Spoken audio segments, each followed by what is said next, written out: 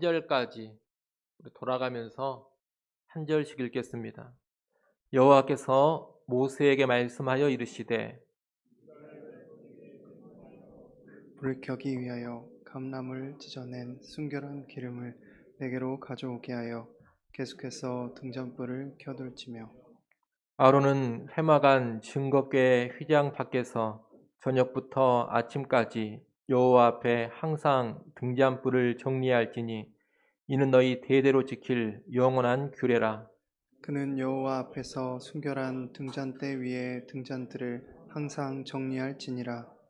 너는 고운 가루를 가져다가 떡 12개를 굽되 각 덩이를 10분의 2 에바로 하여 여호와 앞 순결한 상 위에 두 줄로 한 줄에 6씩 진설하고 너는 또 정결한 유향을 그 각 줄 위에 두어 기념물로 여호와께 화제를 삼을 것이며 안식일마다 이 떡을 여호와 앞에 항상 진설할지니 이는 이스라엘 자손을 위한 것이요 영원한 언약이니라. 이 떡은 아론과 그의 자손에게 돌리고 그들은 그것을 거룩한 곳에서 먹을지니 이는 여호와의 화제 중 그에게 돌리는 것으로서 지극히 거룩함이니라. 이는 영원한 규례니라.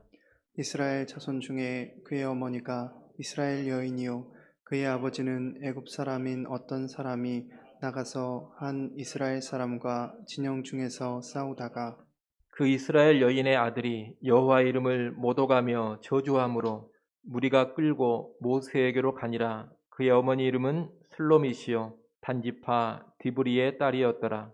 그들이 그를 가두고 여호와의 명령을 기다리더니 여호와께서 모세에게 말씀하여 이르시되 그 저주한 사람을 진영 밖으로 끌어내어 그것을 들은 모든 사람이 그들의 손을 그의 머리에 얹게 하고 온 회중이 돌로 그를 칠지니라.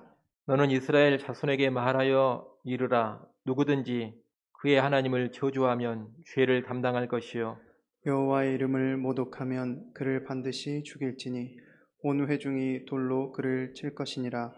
거류민이든지 본토인이든지 여호와의 이름을 모독하면 그를 죽일지니라.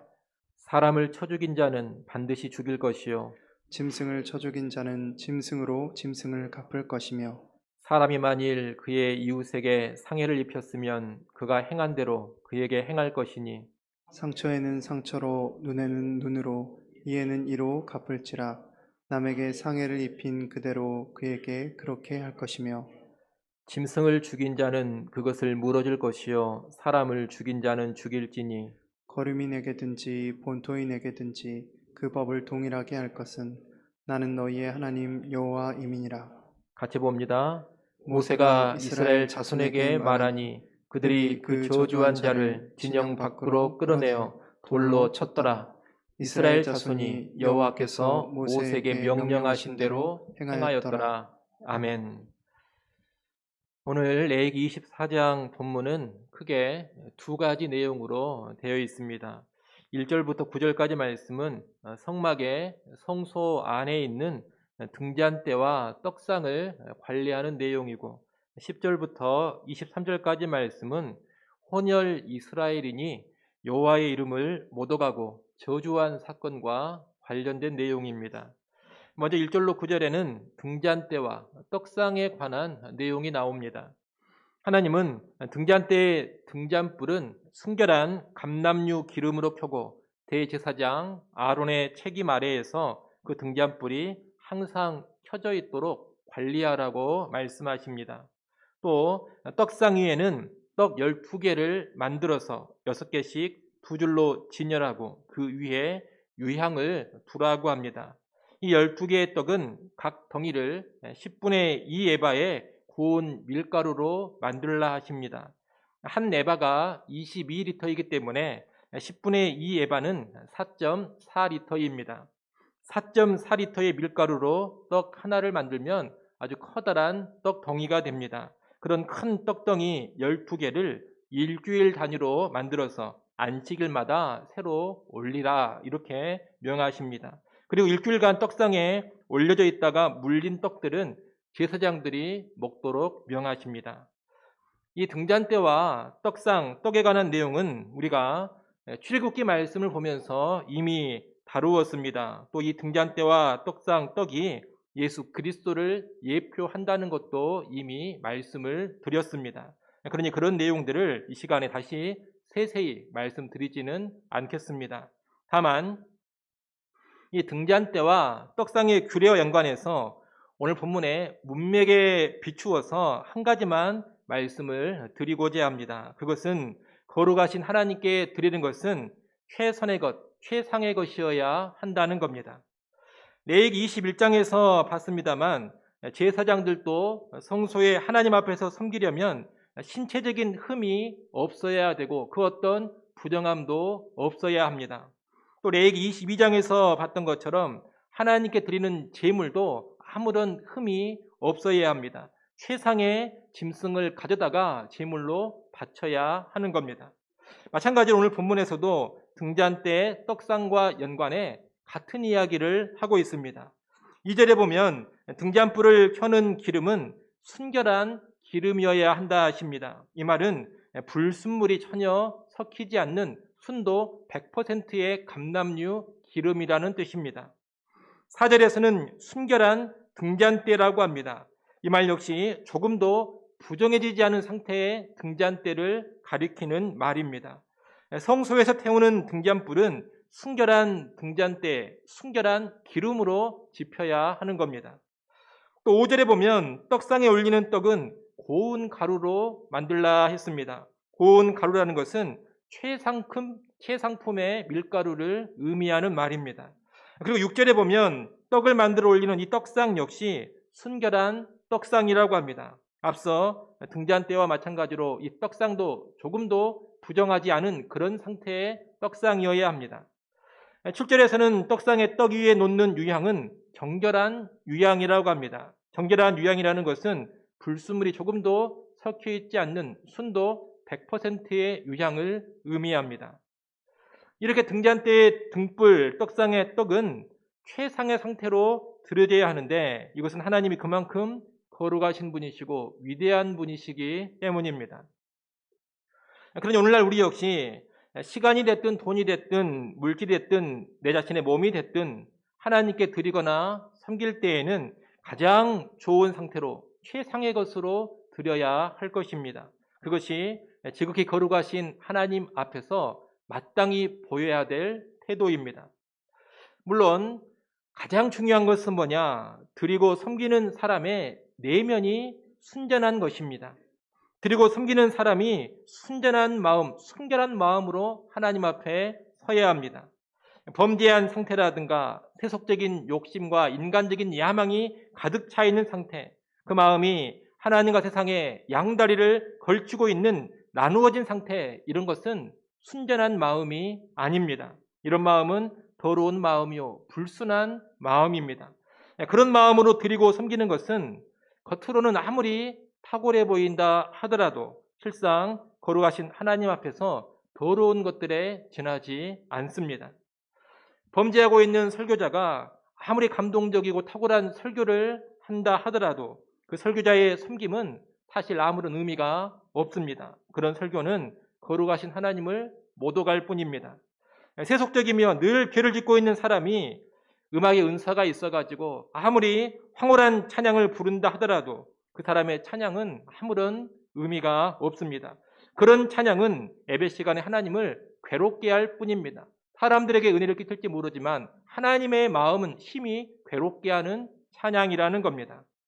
열심히 봉사하고 있는 신자들의 마음 역시 시기와 질투, 주변 사람들의 인정과 인기 같은 것에 집착하고 있다면 그런 마음으로 하는 봉사 역시 하나님을 힘들게 할 뿐입니다. 거룩하신 하나님은 그런 설교, 그런 찬양이 들려지지 않도록 또 그런 봉사가 행해지지 않도록 차라리 교회의 문이 닫히는 것을 원하실 겁니다. 그러니 우리는 하나님 앞에서 예배하거나 무언가 드리거나 하나님을 섬길 때 우리의 마음을 순전히 할 수 있어야 할 것입니다. 먼저 죄를 떠나는 삶을 살아야 합니다. 혹시 죄가 있다면 먼저 철저히 회개하고 죄를 버려야 합니다. 세상 욕심이나 인간적인 야심을 다 버리고 순전히 하나님 한 분만을 사랑하는 그런 마음으로 하나님께 예배하고 드리고 섬겨야 합니다. 그것이 순전한 마음으로 드리며 섬기는 것이고 그런 예배와 섬김을 우리 하나님께서 기뻐 받아주시는 겁니다. 아울러 이 순전한 마음은 순전한 외양으로 표출된다는 것도 알아야 합니다. 마음을 우리가 강조하다 보면 어떤 사람들은 외양을 대수롭지 않게 여기기도 합니다. 마음이 중요하다 그러면서 외양을 무시해 버리는 겁니다. 외양에 어떤 문제가 있을 때에도 뭐라고 둘러치느냐? 내 마음은 그렇지 않다. 내 마음은 좋다. 이러면서 외적인 문제를 무시해 버리곤 합니다. 하지만 우리가 분명히 알아야 할 것은 마음은 외양과 늘 같이 가는 겁니다. 좋아하는 마음은 좋아하는 외적 행동을 수반합니다. 사랑하는 마음은 사랑의 표현, 사랑의 행동을 수반합니다. 경외하는 마음 역시 그 경외하는 마음은 존경하고 두려워하는 외적인 행동을 반드시 일으킵니다. 그러므로 하나님 앞에서 우리가 순전한 마음으로 선다면 외적으로도 남다른 모습을 보이는 겁니다. 그런 측면에서 우리가 예배하는 자세나 태도, 봉사하고 희생하는 자세와 태도, 헌금하는 자세와 태도 이런 것들을 무시하면 안 됩니다. 순전한 마음으로 예배하는 사람은 예배 시간도 잘 지키고 예배의 복장도 단정하게 하고 예배하는 자세도 반듯합니다. 예배의 순서 하나하나를 대충대충 임하지 않고 높은 수준으로 임하고자 합니다.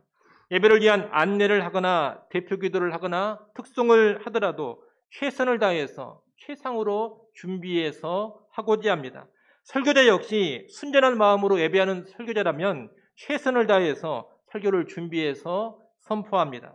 이런 모습이 순전한 마음의 외적인 표현인 것입니다. 순전한 마음으로 봉사하는 사람 역시 최선을 다해서 수고하고 희생합니다. 봉사하고 섬기는 일을 대충대충 때우지 않습니다. 수고롭게 일하고 더 많이 희생하며 섬기려고 합니다. 남는 시간만 들여서 봉사하려고 하지 않습니다. 다른 일이 있다고 주님 섬기는 일을 뒤로 미루지도 않습니다. 포기하지도 않습니다. 부족하고 바쁜 시간 중에서도 우선순위를 주께 두고 없는 시간 쪼개가면서 주를 섬기는 겁니다. 이것이 순전한 마음으로 봉사하는 사람의 자연스러운 모습입니다. 또 순전한 마음으로 헌금하는 사람 역시 물질을 드릴 때 쓰고 남은 것 드리지 않습니다. 미리 떼어서 드리고 미리 준비해서 드립니다. 때로는 헌금하는 돈도 새 돈으로 준비해서 드리기도 합니다. 이런 것이 다 순전한 마음의 외적인 표현입니다.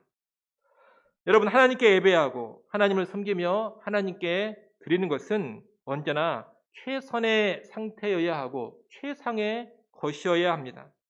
하나님은 최고의 존재시요 최고의 하나님이십니다. 그러기에 우리는 언제나 최상의 것으로 우리의 최선으로 예배하고 섬기고 드려야 하는 겁니다. 최고의 하나님께 우리의 최선을 드리는 것, 이것이 신자의 마땅한 모습입니다. 이를 꼭 기억하시고 여러분 언제나 하나님 앞에서는 최상으로 예배하시고 최선의 것으로 드리고 섬길 수 있기를 간절히 소원합니다.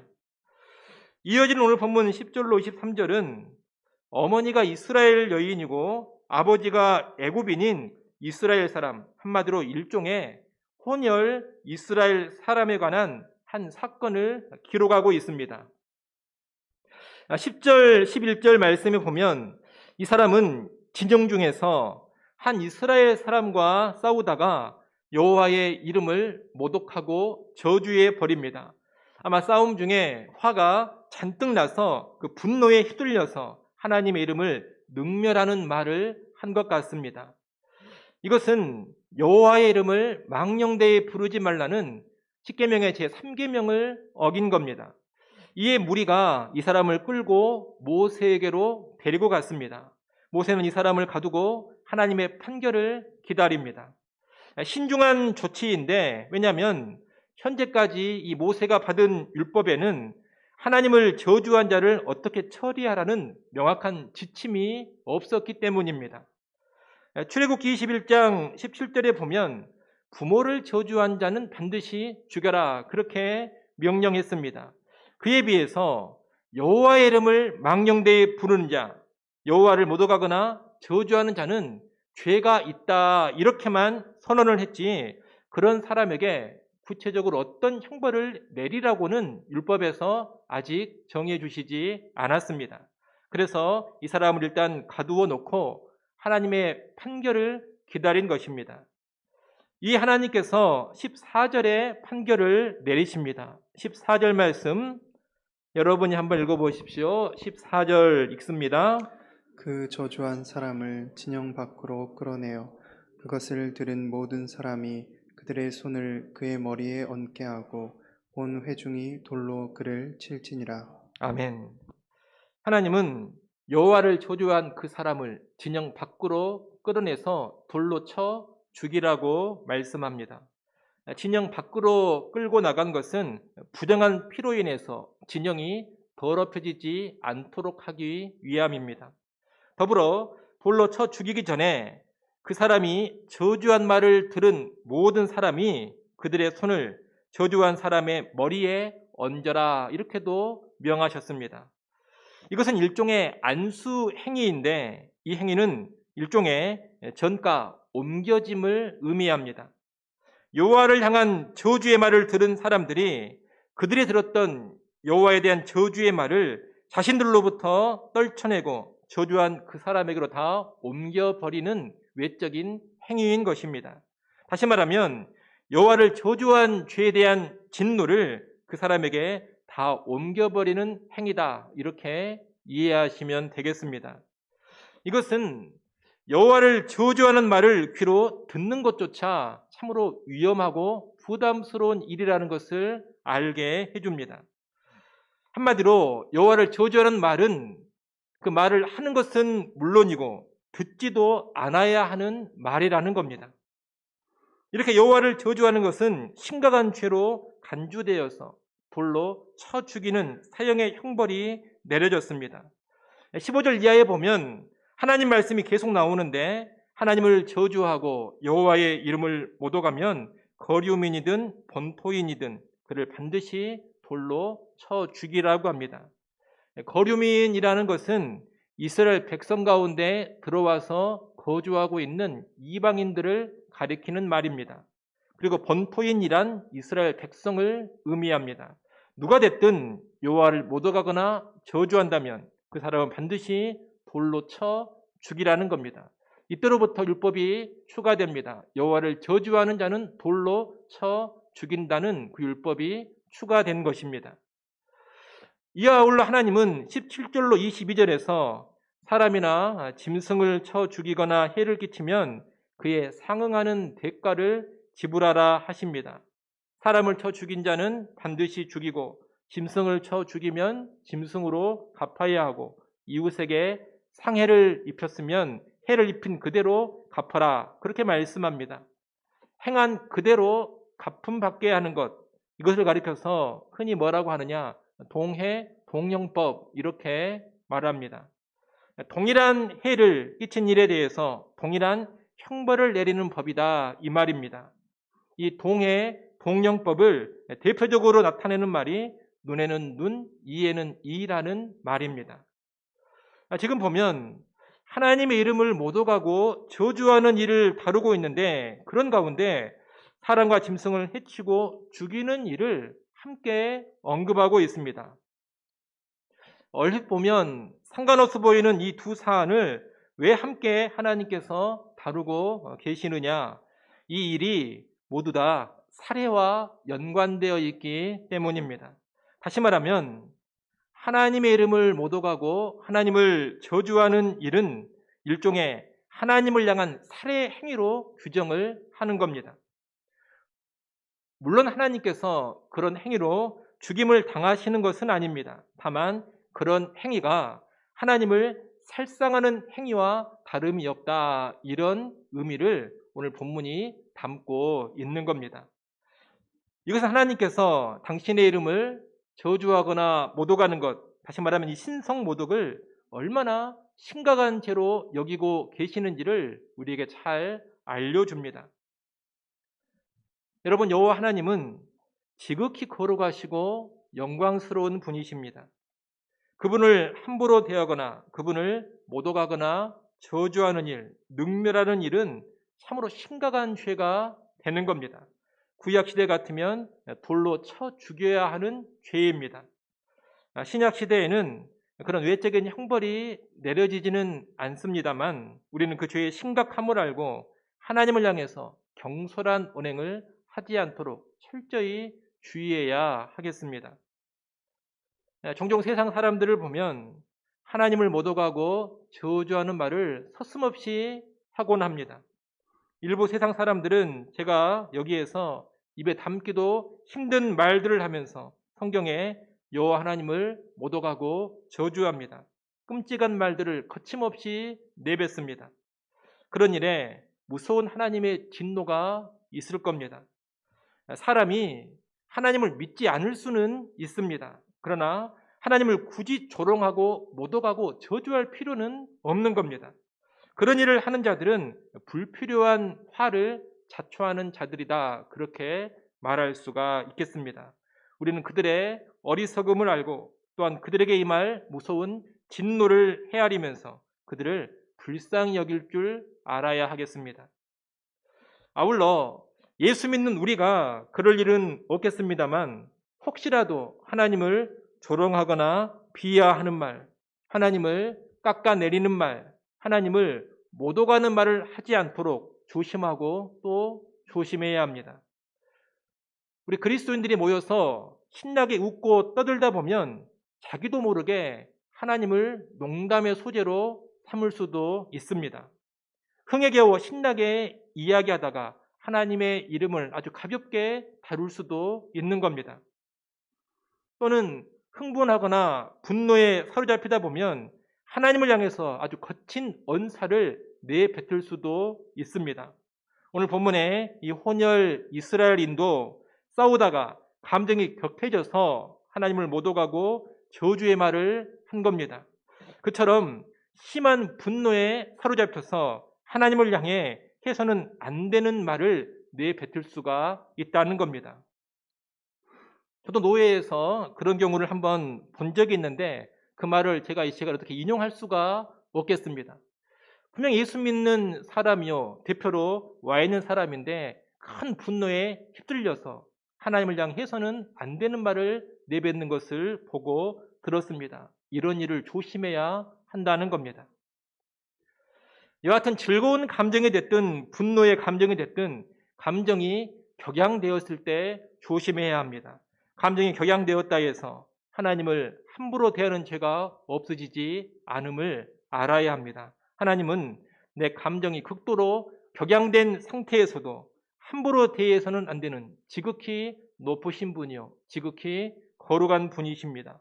하나님의 이름은 결코 조롱과 저주, 모독의 대상이 되어서는 안 됩니다. 농담이라든가 유머의 소재가 되어서도 안 됩니다. 하나님의 이름은 언제나 경배와 찬양의 대상이 되어야만 합니다. 이를 명심하시고 언제나 하나님 앞에서 특별히 그분의 이름 앞에서 경외감의 태도를 잊지 않기를 바랍니다.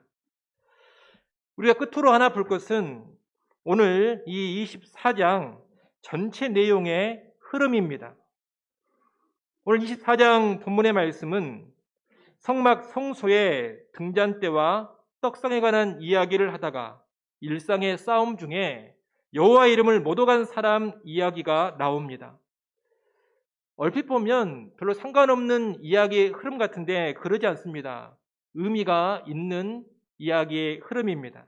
이어지는 두 이야기는 여호와 하나님을 예배하며 섬기는 삶은 성소 안에만 국한되어서는 안 된다라는 것을 가르쳐 주는 겁니다. 우리가 앞에서 봤던 것처럼 성소 안에 등잔대와 떡상에 관한 규례는 높은 수준의 정결, 순전함으로 이루어집니다. 거룩하신 하나님 앞에 가벼이 설 수 없고 그분 섬기는 일을 함부로 해서는 안 된다는 것을 보여주는 겁니다. 거룩하신 하나님 앞에 지극한 경외감으로 서야 합니다. 성소 안에서 지극한 경외감으로 하나님을 예배하고 섬겨야 합니다. 그런데 그런 삶이 성소 안에서만 적용되는 게 아니라는 겁니다. 이스라엘 백성들은 성소를 벗어난 진영에서의 삶, 다시 말하면 일상의 삶에서도 하나님을 향해서 늘 이 떨리는 두려움과 경외감, 높은 수준의 거룩으로 살아야 합니다. 오늘날로 하자면 예배당 안에서 예배하는 시간에도 경건한 태도, 불경스럽지 않은 태도를 지녀야 하고, 일상의 삶에서도 하나님을 향해 불경스러운 태도로 살지 않아야 한다는 겁니다. 그렇게 살아가는 것이 온전한 경외의 삶이요, 그것이 온전한 거룩의 삶입니다. 우리가 레위기를 쭉 보고 있는데 레위기 10장의 내용이 기억나실지 모르겠습니다.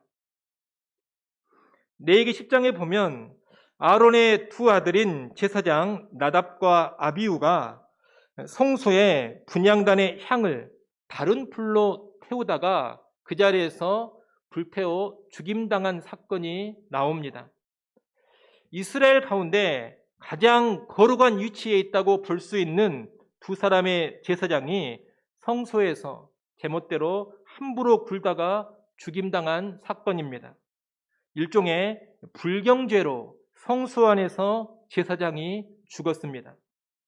오늘 본문에서는 아버지가 애굽인인 혼혈 이스라엘 백성, 다시 말해 혈통으로 보자면 이스라엘 민족의 맨 끝자락에 있는 사람이 진영에서 함부로 하나님을 모독하다가 죽임을 당했습니다.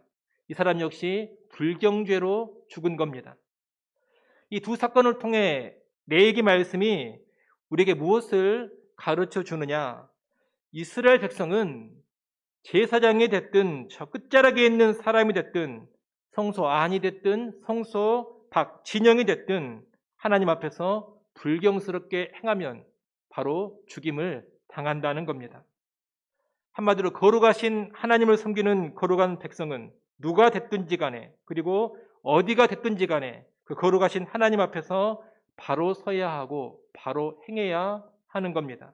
누가 됐든 어디가 됐든 하나님 앞에서 경외감을 가지고 살아야 합니다. 그것이 거룩한 백성이 살아가야 될 거룩한 삶인 것입니다. 오늘날은 은혜의 시대인지라 하나님께 불경죄를 짓는다고 하나님께서 바로 쳐서 죽이시지는 않습니다. 또는 백성을 통해 돌로 쳐 죽이는 그런 일도 하시지를 않습니다. 하지만 오늘 본문의 말씀을 통해서 그런 죄가 얼마나 심각한 죄인지는 똑똑히 가르쳐주고 계시는 겁니다. 이를 하시고 여러분 교회당에서 예배를 드리고 영적인 모임들을 하는 그런 시간만이 아니라 여러분 일상의 삶의 현장에서도 늘 하나님을 향한 거룩한 경외감을 가지고 살아가시기 바랍니다. 교회 안에서 두렵고 떨림으로 하나님께 예배하고 하나님을 섬기십시오. 교회당 밖을 나가서도 두렵고 떨리는 마음으로 하나님을 경외하는 마음으로 살아가십시오. 어디서나 신전의식을 가지시고 거룩한 경외감으로 살아가는 우리 모두가 될 수 있기를 간절히 축원합니다. 기도하겠습니다.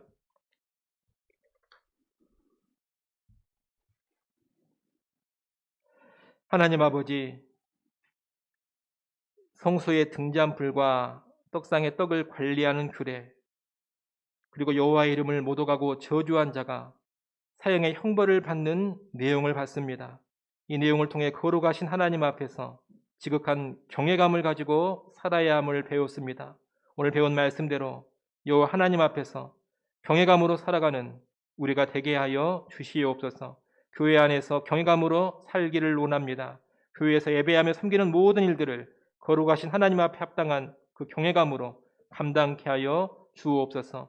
경외감을 가지고 최상의 것으로 할 수 있는 최선으로 예배하게 하시고 섬기게 하여 주옵소서. 또한 교회 밖에서도 경외감으로 살아가기를 원합니다. 일상의 삶의 현장에서 혹시라도 하나님을 가볍게 여기지 않게 하시고 여호와의 이름을 함부로 다루지 않게 하여 주옵소서. 우리 일상의 삶에서도 여호와의 이름을 늘 경배하며 찬양케 하여 주옵소서. 예수님의 이름으로 기도드리옵나이다. 아멘.